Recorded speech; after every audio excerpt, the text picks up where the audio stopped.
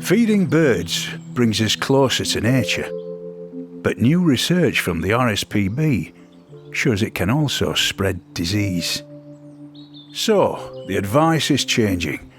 Feed safely and feed seasonally. Here's one of our Get Birding experts to explain more. My name is Megan McCubbin and I'm an RSPB ambassador, and if you've been looking into the news, you'll have noticed recently that there are new updated guidelines from the RSPB detailing and asking us to change the way we're feeding the birds. Now this comes, I think, as a bit of a shock to most people. It's a bit of a surprise. It's something I've personally done since I was a child. So to have this massive change feels like quite a big deal, but when you look at the data and the science that has come out of a lot of research, it's really clear why. So what the RSPB are now asking is that we remove our bird feeders with seeds and nuts from May the 1st to the 31st of October. And that's all because of quite a new disease, a protozoan parasite called Trichomonosis.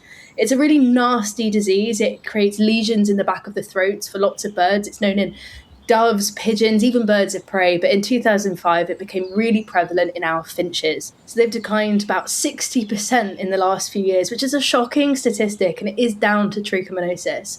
And it's really prevalent in the summer. It's spread when birds share food or water, but seeds and nuts especially, because you know how birds pick up a seed and they'll weigh it in their bill to decide if the time taken to eat it is going to be worth the nutritional value of that seed. So a lot of birds, you watch it if you watch your feeders closely, they'll pick up a seed and they'll drop it to the floor. And finches love to come and feed on the floor, which is one of the reasons why they're struggling so much with the disease, because they're changing saliva with multiple birds. It doesn't survive long outside the body. It can desiccate this parasite and dry up. So in the winter months when the temperatures are colder, trichomonosis struggles to survive. So just while the disease is incredibly prevalent, it's one of these things that is sad for us because we love feeding the birds. It's a way of connecting and engaging with nature. But at the same time, if it's causing them harm, it's got to be about them. What we can do, though, in the summer months is we can occasionally scatter feed mealworms.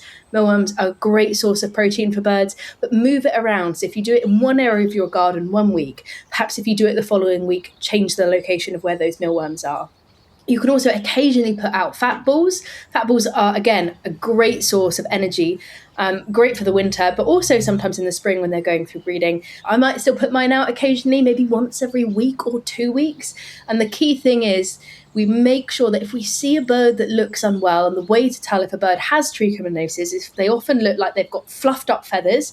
Sometimes they look wet around the bill. There can be food stuck to their bill, and they're really lethargic. So they're often really sleepy. You can get much closer to a bird with trichomonosis than if it didn't have it, because they stay on the ground and they don't look very well at all.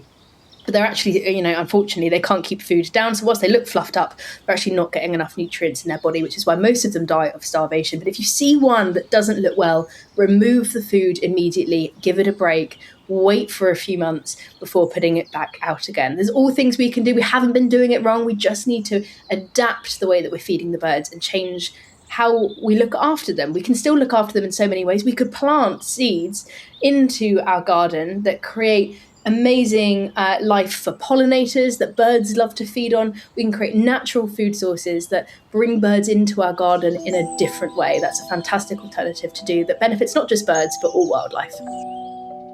If you love birdwatching, why not join the flock, our Get Birding Members Club? Enjoy exclusive content, latest birding news, ad-free episodes, and access to community chat rooms to share tips, spots, and more with birdies around the world. Go to our website, getbird.ing.